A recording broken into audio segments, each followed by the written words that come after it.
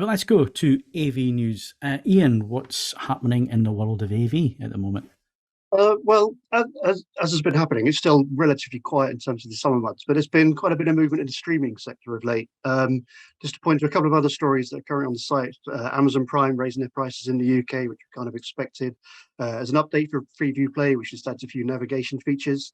But perhaps the biggest news is Warner Brothers Discovery, effectively converting their plans to combine Discovery Plus and HBO Max into a single streaming service from sometime next year.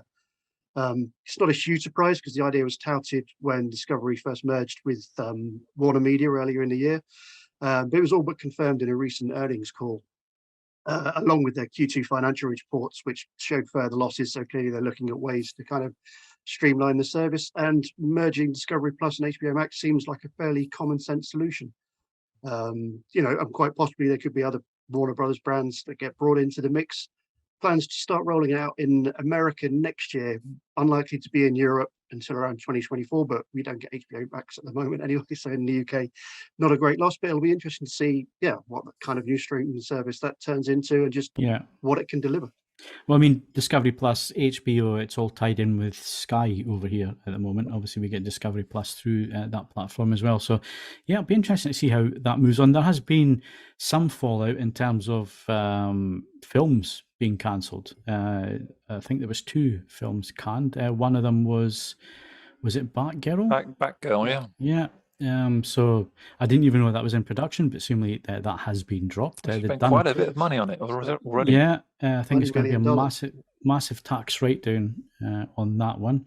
But yeah, there's been some decisions on the back of that news. So it's going to be, I'm going to say that word again, interesting to see how things pan out in the weeks ahead. I personally believe that this is a Morbius thing. They've announced they're going to cancel it. You'll never get to see it. They're hoping to generate some internet backlash, and they will grudgingly release it in one form or another. Right. And there will be such a sort of hype over the fact that they sort of relented, that it will mask the fact that it's dreadful and unrelentingly dreadful. I have a sneaking suspicion that that's actually what the eventual long play for this particular saga will be. So, but we'll see. Okay. I mean, I'm not going to see it even if it does come out, so it's irrelevant. Yeah. We all have our opinions on stuff like that, and it's one of those.